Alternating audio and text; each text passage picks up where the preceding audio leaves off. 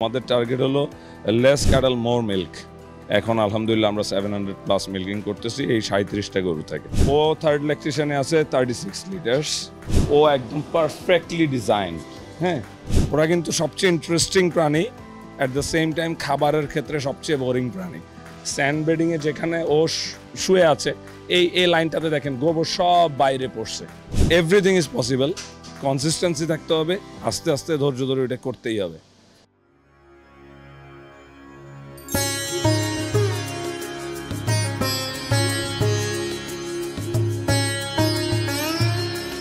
পাহাড়ের কোল ঘেঁষে একটি ছিমছাম খামার। সময়টা দুপুর যাই করছে, নির্দিষ্ট শেডে যে যার মতো ব্যস্ত। কেউ শুয়ে আছে স্যান্ডবেড বা বালির বিছানায়, আবার কেউ বা খুব কৌতূহলী হয়ে হেঁটে চলে দেখছে ঘটনাটা আসলে কি। শরীরটা একটু চুলকে নিলেও তো মন্দ হয় না, এই চিন্তাতেও অনেকে মশগুল। গরম কমাতে মাঝে মাঝে ঝরছে কৃত্রিম বৃষ্টি। বিভিন্ন ভাগে বিভক্ত আমাদের আজকের এই খামার। দুধ দেয়া গাভী, প্রেগনেন্ট গাভী, বাছুর, বকনা, ষাঁড় সবার জন্য রয়েছে আলাদা শেড। গরুকে সর্বোচ্চ আরাম দেবার চেষ্টাই এই খামারটিকে আলাদা করেছে অন্যদের থেকে। সুপ্রিয় দর্শক, আমি মারুফা ইনিন, আপনাদের সবাইকে স্বাগত জানাচ্ছি কৃষি কথা কৃষকের কথা চ্যানেলে। এই মুহূর্তে আমি আছি চৌধুরী অ্যাগ্রো ফার্মে। এটি একটি ব্রিডিং ফার্ম, জাত উন্নয়ন করা হয়ে থাকে, পাশাপাশি বিজ্ঞানসম্মত উপায়ে গবাদি পশু পালন করা হয়। আমি প্রতি বছরই চেষ্টা করি এই খামারে আসার, কারণ বাংলাদেশে কয়েকটি আদর্শ খামার রয়েছে। সেই আদর্শ খামারগুলোর মধ্যে চৌধুরী অ্যাগ্রো ফার্ম একটি। সময়ের সাথে সাথে আমি দেখছি খামারি ভাইদের নানা চ্যালেঞ্জের মুখোমুখি হতে হয়। এই চ্যালেঞ্জ মোকাবেলায় এই খামারের ওনার যিনি সাগর ভাই, তিনি কি পদক্ষেপগুলো নিয়েছেন, এই পদক্ষেপগুলো আপনাদের সাথে শেয়ার করার জন্যই আমি আসলে এই খামারে আসি। আশা করছি পুরো আয়োজন জুড়ে আপনারা আমাদের সাথে থাকবেন, অনেক নতুন নতুন তথ্য আপনাদেরকে দেবার চেষ্টা করব। টলটলে পানিতে এক চুমুক, আহ কি তৃপ্তি! গোসলটা হচ্ছে 2 বেলা নিয়ম করে, বাছুরের শেডটাও নিয়মের বেড়াজালে বন্দি। বকনারা এসে বলছে কি খবর, কোথা থেকে। এক শান্তির হাওয়া বইছে খামারটি জুড়ে। বোবা প্রাণীগুলো হাবভাব দিয়ে বুঝিয়ে দিচ্ছে আমরা ভালো আছি। খামারে এসে একেবারেই মনটা ভালো হয়ে গেল পশুগুলোকে দেখে। এত শান্তিতে ওরা এখানে আছে, এটা দেখে ভালো লাগছে। একটি আদর্শ খামারের কয়েকটি, এখানে বসে তুই আমাকে কথা বলতে দিবি না রে, মানে একটি আদর্শ খামারের কয়েকটি রুল রয়েছে। তার মধ্যে একটি হচ্ছে যে এই যে খোলামেলা রাখা, এখানে পশুগুলোকে খোলামেলা রাখা হয়েছে। আর না ওরা ওদের মতো বিচরণ করছে, এই জিনিসটি দেখে ভীষণ ভালো লাগছে।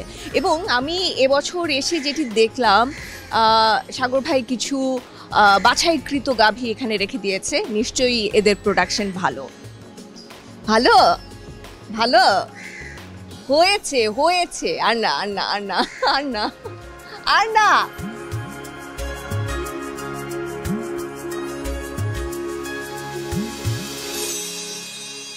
ভাইয়া কেমন আছেন? আছি আলহামদুলিল্লাহ, আপনি কেমন আছেন? আলহামদুলিল্লাহ ভালো আছি। তাহলে দেখতে দেখতে কত বছর হলো? আমাদের এই তো 8 বছর শেষ। 8 বছর পরে ঠিক এই জায়গায় এসে কতটুকু প্রাপ্তি, যেভাবে এগিয়েছেন তার আসলে কতটুকু পেলেন বলে মনে হচ্ছে? আলহামদুলিল্লাহ, যতটুকু আমার প্ল্যান ছিল এর অলমোস্ট 50%-এর উপরেই আমার অ্যাচিভ হয়ে গেছে আলহামদুলিল্লাহ। এটা তো আসলেই একটা স্লো প্রসেস, একটা পুরা ইন্ডাস্ট্রি ব্রিড ডেভেলপমেন্ট থেকে শুরু করে টোটাল এটার একটা ফাইনাল রেজাল্টে নিয়ে যাওয়া, সব কিছু মিলায় এটার যে ফর্ডার কালেকশন, মানে cultivation, processing, breed development, good housing, good management, সব কিছু মিলায় ব্যাপারটা কিন্তু অনেকগুলো বিষয়কে কম্বাইন্ড করে তারপরে সফলতা বলা যায়। তো আমরা প্রত্যেকটা ডিপার্টমেন্টেই কাজ করেছি এই 8 বছরে। আলহামদুলিল্লাহ আমাদের প্রাপ্তি, আমি মোটামুটি স্যাটিসফাইড, বাট এখনও 100% স্যাটিসফ্যাকশানে আসতে পারিনি আর কি। বর্তমান অবস্থাটা কি একটু বলবেন আমাকে, যে এই মুহূর্তে আপনার কাছে কতগুলো গাভী আছে? এই মুহূর্তে আমাদের টোটাল মিল্কিং হার্ড যেটা, এখানে আমাদের 47 কাউস, মানে ম্যাচিওর মিল্কিং কাউ। তার মধ্যে রাইট নাও গতকালকে 37 কাউস ওয়ার ইন প্রোডাকশন, 37টা গরুর প্রোডাকশনে ছিল। সো আলহামদুলিল্লাহ, লাস্ট ইয়ারও কিন্তু আমার 37টা 36টা গরুর প্রোডাকশনে ছিল, বাট যে টোটাল প্রোডাকশন ছিল সেটা কম ছিল। সো এভরি ইয়ার যেটা হচ্ছে, আমার প্রোডাকশনের গরুটা আমার সেম থাকবে, কিন্তু পার কাউ প্রোডাকশন যেটা ওইটা বেড়ে যাবে। সো ওই জিনিসটা আমরা অ্যাচিভ করতে পারছি আলহামদুলিল্লাহ। লাইক আপনি যদি 2017-18 কথা চিন্তা করেন, তখন আমরা 36টা 37টা গরু ছিল, বাট আমরা 450-500 লিটার্স মিল্কিং করতাম। এখন আলহামদুলিল্লাহ আমরা 700+ মিল্কিং করতেছি এই 37টা গরু থেকে। সো দ্যাটস হাউ, মানে আমাদের টার্গেট হলো লেস ক্যাটল মোর মিল্ক। সো ওই জায়গাটাতে আমরা আলহামদুলিল্লাহ আগাতে পারছি। আর এমনি টোটাল হার্ড সাইজ আমাদের 121, হেফ আর বকনা টকনা সহ আর কি 121টার মতো। সাগর ভাইয়া, আমরা প্রতি বছরই দেখছি খামারি ভাইদের আসলে নতুন নতুন সমস্যার সম্মুখীন হতে হচ্ছে। তো বাকিদেরটা তো আমি জানি, আপনার কাছে একটু জানতে চাইবো এই সময়ে আপনার জন্য আসলে কোন সমস্যাগুলো খুব চ্যালেঞ্জিং মনে হচ্ছে? দেখেন, এটা শুরুতেই বলছি যে এটা অনেক লম্বা একটা পথ। আপনি যত লম্বা পথ পাড়ি দিবেন তত বেশি সমস্যা আসবে। বাট এখন যদিও অনেকভাবে অনেকগুলি অর্গানাইজেশন, ইভেন আওয়ার গভর্নমেন্ট, ওনারাও এগিয়ে আসছেন এই ব্যাপারগুলিতে। সো আগের চেয়ে অনেকটা সহজ হয়ে গেছে, বাট স্টিল অনেক প্রতিবন্ধকতা আছে। যেমন আমার যেই সমস্যাটা পার্সোনালি আমি যেটা ফিল করি, মোস্ট প্রবলি অনেক ফার্মারই সেটা ফিল করবে। নাম্বার 1 হলো ল্যান্ডের স্ক্যারসিটি। আমাদের অনেক বেশি চাষযোগ্য জমির প্রয়োজন, তাহলে আমরা বেশি বেশি ঘাস উৎপাদন করতে পারবো, তখন কিছুটা কস্টিং কমায় আনা যাবে। অন টপ অফ দ্যাট আমরা যেটা সাইলেজ করতেছি, সাইলেজের প্রোডাকশন, ভুট্টা গাছের প্রোডাকশন অনেক বাড়ছে আগের চেয়ে। সো এটা যদি আরও বাড়ে তখন আরও কস্টিং কমে আসবে। আর আরেকটা বিষয় সবচেয়ে বেশি খারাপ লাগে যে আমাদের financing system in dairy farm, এই সিস্টেমটা টোটালি লেজিট না, একদমই না। বিকজ ওরা যেই টাইম ফ্রেমে ফাইন্যান্সটা করে, যেমন 3 বছরে আপনাকে ওদের লোন পে অফ করতে হবে, 5 ইয়ার্সে পে অফ করতে হবে। আপনি পার্সোনালি তো অনেক দিন কাজ করতেছেন, আপনি বলেন একটা ডেইরি ডেভেলপমেন্ট করা প্লাস প্রোডাকশন মেনটেন করা প্লাস প্রসেসিং করে এই দুধগুলি বাজারে, আমরা অনেক সময় ফ্রি ক্যাম্পেইনও করতে হয়। সব কিছু মিলে এই অল্প সময়ে একটা বাচ্চা বড় হয়ে ও প্রোডাকশনে যেতেই 2 বছর লাগে, কিন্তু আপনাকে ব্যাংক বলতেছে লোনটা পে অফ করতে হবে 3 বছরে। এটা কোনোভাবেই মানে মেলে না বিষয়টা। তারপর ব্যাংকের লোকজনদের খুবই কম জ্ঞান এই ব্যাপার নিয়ে, যে কিভাবে ফাইন্যান্সটা অ্যাকচুয়ালি করতে হবে, যে একটা গরুর প্রোডাকশন কেমন হয়। ও যেমন ও মিড ল্যাকটেশনে গেলে ওর প্রোডাকশন একটু কমে আসবে, লেট ল্যাকটেশনে ওর প্রোডাকশন থাকে না। ওরা এই ব্যাপারগুলো বুঝে না।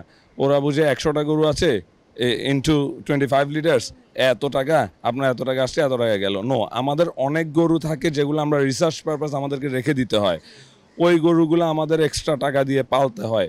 বাট ওয়ান থিং, আলহামদুলিল্লাহ এই বিজনেসটা মানে আমি বলবো হতাশার কিছুই নাই। আমি 8 বছরে দেখছি this is a profitable business. এই ব্যবসাটাতে প্রফিট আছে যদি আপনি ব্যাংকের সহযোগিতায় করেন। ব্যাংক যদি আপনাকে গুড প্যাট্রোনাইজেশন করে, ভালোভাবে সাপোর্ট করে, মানে ব্যাপারটা বুঝে আপনাকে ফাইন্যান্স করতে হবে, আদারওয়াইজ ফাইন্যান্স করার দরকার নাই, তাইলে ফার্মার উল্টা চাপে পড়ে যাবে। আর যদি একদম সেলফ ফাইন্যান্সে করা যায়, ভালো ম্যানেজমেন্টে করা যায়, অবশ্যই প্রফিটেবল হবে।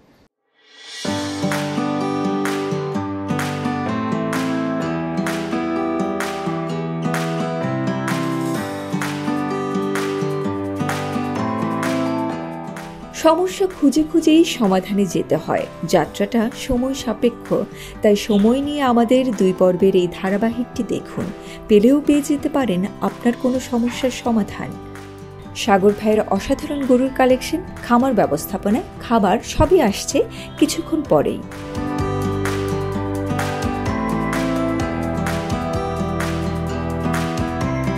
আর 3 নম্বরে হলো যে আমাদের ব্রিড ডেভেলপমেন্টের ব্যাপারটা। আমাদের গভর্নমেন্ট এখনও দেখেন কেন আমরা হাইব্রিড গাড়ি বাংলাদেশে এখন ইন্ট্রোডিউস করতেছি, বিকজ আমরা জানি যে এই গাড়িটা আমাকে সেম সার্ভিস দিবে, কিন্তু আমার ফুয়েল এফিসিয়েন্সি আছে এটার মধ্যে, আমার ওই গাড়িটার তেল খরচ কম হবে, কিন্তু আমি ভালো সার্ভিস পাবো। তাইলে আমরা গাড়ির ক্ষেত্রে যদি এটা চিন্তা করতে পারি, গরুর ক্ষেত্রে কেন না? পিওর ফ্রিজিয়ান বা 100% হোলস্টেইন কেন আমরা সফিস্টিকেটেডভাবে মেনটেন করে ভালো রেজাল্ট নেয়ার জন্য আমরা মানে কাজ করব না? আমার প্রশ্ন সেখানে। আমরা আলহামদুলিল্লাহ, যেমন আমার ফার্মে আপনার এখন 3rd জেনারেশনের পিওর ব্রিড হোলস্টেইন আছে। আমি নিজে আসলেই বলতেছি যে ওরা একটু সফট, ওরা একটু সফিস্টিকেটেড, ক্রস ব্রিড গরু থেকে একটু সফিস্টিকেটেড, বাট আপনি ওকে গুড মেনটেনেন্স দিলে ও আপনাকে যে রেজাল্ট দিচ্ছে, মানে দিস ইজ আনবিলিভেবল। সো এই জন্য আমি বলবো যে আমাদেরকে উন্মুক্ত করে দেয়া হোক, সিলেক্টিভ ফার্মারদেরকে দিক, প্রয়োজনে প্রথমে সিলেক্টিভ ফার্মারদেরকে দিক, যে এই 50 জন বা এই 100 জনকে যে কোনো ধরনের সিমেন্ট আমরা ইম্পোর্টের পারমিশন দিব। ওরা যদি ব্রাহ্মণ নিয়ে কাজ করতে চায় ব্রাহ্মণের পারমিশন দিব। আর হলস্টেইন ও দুধের জন্য পুরো পৃথিবীতেই সেরা, জার্সি ও মিল্ক ফ্যাটের জন্য ভালো। সো একটা ফার্মে যদি 50টা দুধের গরু থাকে, 20টা জার্সি থাকে, 30টা হলস্টেইন থাকে, তাইলে দেখবেন যে এই দুইটার কম্বিনেশনে খুব ভালো কোয়ালিটির মিল্ক আসবে। যেমন আমাদের দুধের ফ্যাট অনেক ভালো, বিকজ আমি এই কম্বিনেশনটা মেনটেন করি। শুধু হলস্টেইন হলে আবার ওই কম্বিনেশন মেনটেন হবে না, তার মানে আমাকে জার্সির পারমিশনও দিতে লাগবে, আমাকে হলস্টেইন পারমিশনও দিতে হবে। আর আমাদের দেশের কুরবানির বাজার, তারপরে অবশ্যই যে কোনো জিনিসের একটা ফ্যান্সি মার্কেট আছে, যেমন মার্সিডিজ, BMW বলেন, এগুলার একটা ফ্যান্সি মার্কেট আছে। সেম গরুর মধ্যে আপনি সাইওয়ালে আমরা সৌন্দর্য পাচ্ছি, বিউটিফিকেশন পাচ্ছি, বাট এটার যে ফ্যান্সি মার্কেটটা, ওই ধরনের কাস্টমার কিন্তু আমাদের আছে। সব ব্রাহ্মণের পারমিশন দিতে হবে। এই পারমিশনগুলো দিলে আমার মনে হয় খুব তাড়াতাড়ি রাইজ করবে এটা। আর পারমিশন পাওয়ার জন্য আমরা যে দপ্তরগুলোতে যাচ্ছি, সেখানেও খুব পারফেকশনের সাথে আমাদের কথাগুলোকে জাস্টিফাই করতে হবে যে কেন কেন না। সাগর ভাই, আমি এখানে একটু জানতে চাই, আমরা আসলে ঊর্ধ্বতন কর্মকর্তাদের সাথেও কথা বলি, তারাও তো আসলে দেখা যায় কি আপনাদের মধ্যেই, খামারি ভাইদের মধ্যে আমরা দেখছি যে কেউ ব্রাহ্মাটা পছন্দ করছে, কেউ পছন্দ করছে না, চাইছে না আসলে আমাদের দেশে আসুক, যে আমরা দেশি নিয়ে কাজ করি, দেশাল নিয়ে কাজ করি, অনেকে জার্সির কথাও বলছে। তো আমি দেখছি খামারি ভাইদের মধ্যে আসলে দুটো ভাগ রয়েছে। এই যে আসুক না আনা যাবে না, এই দুটোকে আপনি আসলে কিভাবে দেখেন? দেখেন, পলিটিক্যালিও কিন্তু আমাদের দেশে দুইটা ভাগ আছে। আমাদের দেশে দুইটা গভর্নমেন্ট পার্টি আছে, opposition party, current party. So এই যে বিভক্তি থাকবেই, এই দ্বিমত থাকবেই, কারো এটা পছন্দ, কারো এটা পছন্দ, বাট দিন শেষে যার যেটাই পছন্দ তার তার জায়গায় কিন্তু সে ঠিক আছে। যেমন অনেকে দেখবেন শুধু RCC গরু নিয়ে কাজ করতেছে, এটাও আমাদের দরকার, এই ভ্যারাইটিটাও আমাদের দরকার, সে করুক না RCC নিয়ে কাজ। কেউ হলস্টেইন নিয়ে কাজ করতেছে, করুক সে হলস্টেইন নিয়ে কাজ। কেউ সাইওয়াল নিয়ে ব্রিড করবে, আমাদেরই এক ছোটো ভাই আছে, ও সাইওয়াল ছাড়া কিচ্ছু বুঝে না, ও শুধু সাইওয়াল নিয়ে কাজ করবে। আর এক আমার বন্ধু আছে, সে RCC নিয়েই কাজ করবে শুধু। আমি হলস্টেইন, জার্সি, আমার এই টরাইন ব্রিড পছন্দ, ব্রাহ্মানটা আমার 3rd চয়েস, ওইটাও আমার খুব পছন্দ। আমি এই তিনটার মধ্যে স্টাক। সো কিন্তু দেখেন, ওর RCCটাও কিন্তু পারফেক্ট, ওর চয়েস ঠিক আছে, আমাদের দেশে ওইটার ডিমান্ড আছে। ওর সাইওয়াল, ওর চয়েসও ঠিক আছে, আমাদের দেশে ওইটারও ডিমান্ড আছে, আমি যেটা বলছি সেটারও ডিমান্ড আছে। এখন মানে সব কিছু বড় ব্যাপার হলো আপনি যে গাড়িটা চালাবে, যে ড্রাইভার স্কিল হলে যে কোনো গাড়ি চালানো সম্ভব। মানে আমাদের এই সেক্টরটা নিয়ে আমরা অনেক কিছু করতে পারি, অনেক কিছু করার জায়গা আছে। ধানের ক্ষেত্রেও অনেকগুলো জাত আছে, আলুর ক্ষেত্রেও আছে, পেঁয়াজের ক্ষেত্রেও আছে, সেটা নিয়ে কিন্তু আমরা এই প্রশ্নগুলো তুলি না, আমরা যে যার মতো করে চাষাবাদ করে যাচ্ছি। আমি জানি না কেন এই প্রাণী সম্পদটা নিয়েই আসলে আমরা আমাদের জায়গাটাকে কি খুব বেশি ঘোলাটে করে ফেলছি, এটা একটা প্রশ্ন থেকেই যায় কিন্তু। আচ্ছা ভাই, এরকম তো মাঝে মাঝে অনেক সিরিয়াস কথাও হবে, কিন্তু সিরিয়াসের মাঝে কিছু জিনিস দর্শকরা দেখার জন্য বা শোনার জন্য, বোঝার জন্য একেবারে মুখিয়ে আছে। যে আপনি বলছিলেন কিছু গাভী এখন ভালো প্রোডাকশন দিচ্ছে, আমরা একটু দেখি।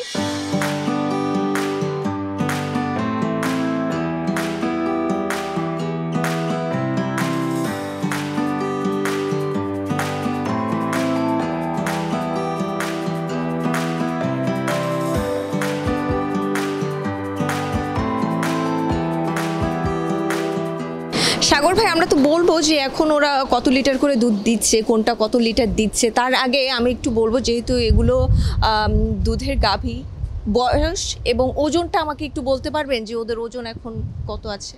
আমাদের এখানে যেগুলো পিওর জার্সি আছে ওগুলা 400 থেকে 450 কেজি লাইভ ওয়েট, আর যেগুলো জার্সি ফ্রিজিয়ান ক্রস, যেমন এই যে সামনের এটা জার্সি ফ্রিজিয়ান ক্রস, ও আছে আপনার 490-95 এরকম, মানে 510 480 এরকম থাকে, মানে ক্লোজ টু 500 +- 20 কিলো। এটা হলো ক্রস ব্রিডগুলা। আর যেগুলা পিওর হলস্টিন ফ্রিজিয়ান ওগুলা আপনার 620 কেজি এরকম।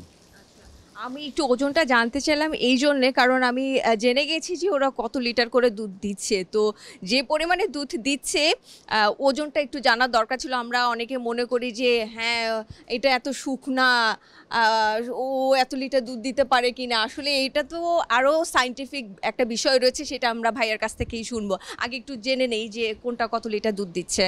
যেমন এই যে সামনে যেটা দেখতেছেন 159, এটা আমাদের ইনহাউস বেবি বলতে, মানে ওর ফাদারও আমার এখানে জন্ম এসটি জেনেটিক্সের, ওর মাদারও আমার এখানে জন্ম। ও এখন 26 লিটার্স।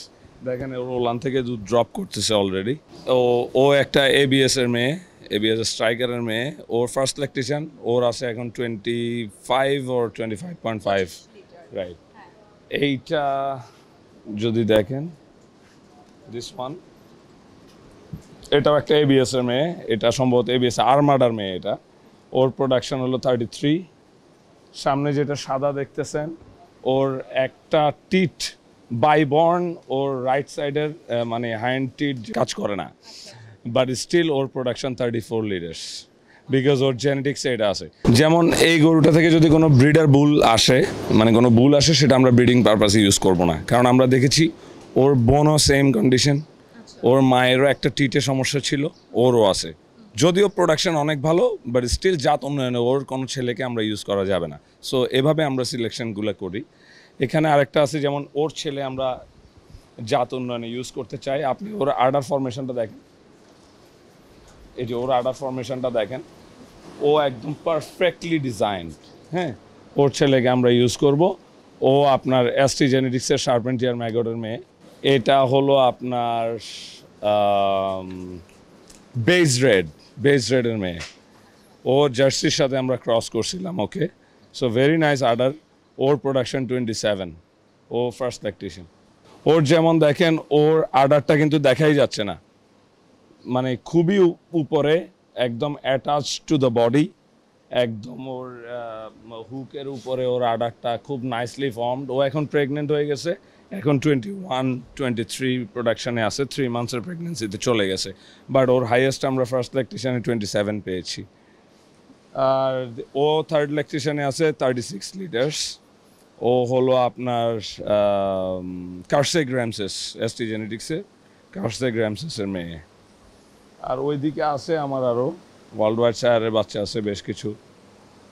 আচ্ছা, এখানে যেই গরুগুলো দেখলাম, যে গাভীগুলো দেখলাম, এই আমরা জেনে নিলাম যে 25, 26, 27, 30, 31 এরকম দুধ দিচ্ছে। তো দুধ 37 পর্যন্ত আছে, অনেকগুলো তো কোনোটা শুয়ে আছে মনে হয় 37 লিটার্স পর্যন্ত। মাশাআল্লাহ, আলহামদুলিল্লাহ আলহামদুলিল্লাহ। 9.5 আমরা হাইয়েস্ট পাইছি, ওইটা সোল্ড আউট। ওইটা এক ভাই নিয়ে গেছে খুব রিকোয়েস্ট করে। এখন যেটি বলছিলাম যে একটা সায়েন্টিফিক বিষয় রয়েছে যে ওজন মানে বেশি হওয়া যাবে না, ওর ওজন ঠিকঠাক রাখতে হবে। কেমন রাখতে হবে, কোন বয়সের গাভীটাকে, সেটার কোনো পরিমাপ আছে কি না, এবং কেন ওজন বাড়তে দেওয়া যাবে না, সেটার জন্য কি করতে হয়, পুরো বিষয়টি যদি একটু আমাদেরকে বিস্তারিত বলেন। মানে আপনারও হেলদি থাকতে হইলে আমরা যেটা বলি বিএমআই, মানুষের যে হাইটের সাথে ওর কতটুকু ওজন থাকা উচিত, সেম গোস টু কাউস, ওদের গরুর জন্য সেম, ওদেরও এটা মেনটেন করতে হয়। এইটা আমরা ছোটোবেলা থেকেই মেনটেন করা স্টার্ট করি। আপনার যখন ওরা উইনিং হয়, মানে দুধ খাওয়া শেষ হয়ে যায়, তারপর থেকে আমরা ওকে যখন সিমেন্ট দেই, ওই স্টেজ পর্যন্ত নিতে ওকে কতটুকু ওজন হওয়া উচিত। যেমন আমরা এখন অলমোস্ট পিওর ব্রিডের দিকে চলে গেছি। সো আমরা 280-90 কেজির ভিতরে আমরা ওকে ইনসিমিনেশন করতেছি। এরপর যেটা হলো যে খুব বেশি ওয়েট কেন করা যাবে না, আপনি যদি খুব বেশি ওয়েট গেইন করে সে মানুষের ক্ষেত্রেও যেমন ওর কনসেপশনে সমস্যা হবে। সো বিসিএস যেটা বডি কন্ডিশন স্কোরিং, সো ওইটা আমরা ফলো করি আর কি। আমরা বকনার ক্ষেত্রে 4.5 মেনটেন করি, মানে একটু হেলদি থাকতে হবে। আর গাভীর ক্ষেত্রে 3.5 থেকে 4 এটা মেনটেন করতেই হবে। যদি এর নিচে ড্রপ করে সে, তখন সেও কনসেপ্ট করতে সমস্যা করবে। সো আমরা তাইলে গাভী কিন্তু দুধ দিতে দিতে শুকায় যায় অনেক। যেমন আপনি যেমন ও বললাম একটু প্রেগনেন্ট হয়ে গেছে, এই জন্য ওর বডিটা আবার ডেভেলপ করতেছে। ও মাত্র বাচ্চা দিল, ওর এখনও বডিটা ভাঙে নাই। আপনি একটু যদি ওইটা দেখেন ভাইয়া, ও এখন 33 লিটার্স দিচ্ছে, এই যে 143 দেখেন, ওর রিপকেজগুলো ভাসতেছে দেখা যাচ্ছে, কারণ ও একদম পিক প্রোডাকশানে এখন আছে। সো এই জন্য ওর বডিটা ভেঙে গেছে। এখন যখন ও প্রেগনেন্ট হবে, আমরা কিন্তু সিমেন্ট দিয়ে ফেলছি এর আগেই, এখন ও হোপফুলি প্রেগনেন্ট হয়ে যাবে। হওয়ার পরে ওর বডিটা আস্তে আস্তে ডেভেলপ করবে। যখন ও ম্যাটারনিটি রুমে যাবে, আমরা ওকে খুব স্পেশাল কেয়ার দিয়ে ওর বডি কন্ডিশনের স্কোরটাকে 5.5-এ নিয়ে যাব। তাইলে ও যখন বাচ্চা দিবে, হেলথ ড্রপ করে এটা 4.5-এ আসবে। সো এভাবে খুব টাইটাই অবস্থা আর কি, জিনিসটা খুব টেকনিক্যালি এভাবে মেনটেন করতে হয়। আর যেটা বডি ওয়েট মেনটেনের বিষয়টা বলছেন, ব্যাপারটা এরকমই। ওয়েট আমরা এভাবেই হিসেব করে ওয়েটটা মেনটেন করি সবসময়। এই ওয়েটে থাকলে ওর কনসেপশনটা যেন ঠিক থাকে, যেহেতু আমাদের মেন টার্গেট ব্রিডিং। সো কনসেপশনটা যদি ঠিক থাকে, ব্রিডটা যদি পারফেক্টলি আমরা ডেভেলপ করি, মিল্ক প্রোডাকশন নিয়ে আমরা খুব একটা চিন্তা করি না, এটা অটোমেটিক্যালি আসে। যেমন আমি অনেক গরুতে আমি এক্সপেক্ট করি না, বাট দেখা যায় 34, 5, 6 হয়ে গেছে।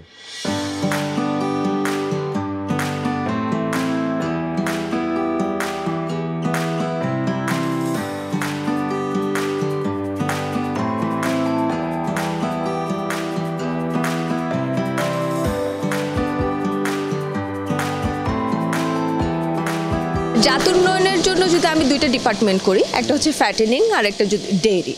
ফ্যাটেনিংয়ের জন্য আমরা একেবারে শুরুতেই বলেছি আমাদের পছন্দ অনুযায়ী এখন আমাদের পছন্দের তালিকায় যেই গরুগুলো আছে সেটি নিয়ে আমরা কাজ করতে পারি।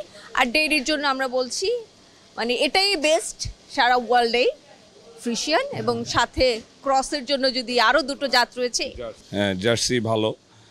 ডেইরিতে আমি মনে করি আপনার হলস্টেইন ফ্রিজিয়ান সবচেয়ে ভালো। এর পাশাপাশি আপনি যদি জার্সি ক্রস করেন, আমরা জার্সি ক্রসগুলো খুব ভালো রেজাল্ট পেয়েছি। মানে জার্সি থেকে একটু বেশি দুধ হয়, হলস্টেইন থেকে একটু কম হয়, সাইজটা একটু মিডিয়াম থাকে। সো বেটার টু ম্যানেজ করতে ইজিয়ার, কনসেপশন রেটও ভালো। সব মিলায় মানে ওই ক্রসটা খারাপ না। আপনি পিওর ফ্রিজিয়ান, পিওর জার্সি আর কিছু ক্রস, এই তিনটা জিনিস মিলায় খুব ভালো হয় আর কি। আর সবাই জানি এটা যে জাত উন্নয়নে যদি কেউ যেতে চায়, ব্রিডিং নিয়ে কাজ করতে চায়, একটা লম্বা সময় নিয়েই তাকে আসতে হবে। সেক্ষেত্রে যারা পুরনো আছেন তারা তো আছেনই, নতুন যারা উদ্যোগ নিচ্ছে তাদের উদ্দেশ্যে আপনার কি বলা থাকবে? নতুন যারা উদ্যোগ নিচ্ছে আসলে মানে এটা মাইন্ডসেটই থাকতে হবে যে আমি কিছু একটা সৃষ্টি করব। এটা একটা সৃষ্টির কাজ। আপনি খুব স্লোলি কাজ করতে হবে, ধৈর্য নিয়ে এবং কনসিস্টেন্সি। আমি বারবার সবসময়ই বলতেছি এই কথাটা, যে কনসিস্টেন্সি না থাকলে সমস্যা। কারণ এটাতে অনেক উত্থান পতন আছে। আপনি এই বছর একটা সিমেন্ট দিলেন, ভালো ব্লাড লাইনের সিমেন্ট দিলেন, কিন্তু যে বাচ্চাটা আসলো এটা রেজাল্ট ভালো আসলো না, এই কারণে আপনি হতাশ, দূর এই সিমেন্ট দিয়ে লাভ হবে না, এই সিমেন্টের বাচ্চা ভালো না। না, আপনি একটু কনসিস্টেন্ট থাকেন। হয়তো ওর মাদার জেনারেশনে কোনো একটা ইস্যুস ছিল যার কারণে ওর রেজাল্ট ভালো আসে নাই। আপনি আরেকটা গাভীর বাচ্চার জন্য ওয়েট করেন। সো ওয়েট করতে হবে, ধৈর্য ধরতে হবে রেজাল্টগুলোর জন্য, বাট কনসিস্টেন্টলি কাজ করে গেলে অবশ্যই রেজাল্ট আসবে। যেমন আমি এটাও বলি যে একটা দা দিয়েও কিন্তু বট গাছ কাটা যায়। আপনি যদি একই জায়গায় টানা 10 বছর একটা ছোট ছোট কোপ দিতে থাকেন, দেখবেন যে এই বট গাছ পড়ে যাবে। So everything is possible. Consistency থাকতে হবে, আস্তে আস্তে ধৈর্য ধরে এটা করতেই হবে। দুপুর গড়িয়ে বিকেল হলো, মিল্কিং পার্লারে গরুর আনাগোনা শুরু। এক দলের দুধ দোয়ানো হচ্ছে, আরেক দল প্রস্তুতি নিচ্ছে। এদিকে খাবার দেবারও সময় হয়ে গিয়েছে। এখানে সবই নিয়মের ছকে বাঁধা। এই ছক থেকে আমাদেরও মুক্তি নেই, তাই বাকিটুকু থাকবে আগামী পর্বে। খাবার, বাছুরের বাসস্থান, প্ল্যানিং সবই থাকবে আগামী পর্বে। দেখতে ভুলবেন না যেন। এটা একটা অদ্ভুত আনন্দ, প্রত্যেক দিন আপনি নতুন কিছু সৃষ্টি করতেছেন। 2018-19 সালে আমার গরুর একরকম পারফরমেন্স ছিল, আমার গরুর এখন আরেক রকম পারফরমেন্স, সামনে আরেক রকম আমি দেখতে চাই। তো সব কিছু মিলে একটা বিশাল আনন্দের জায়গা এটা।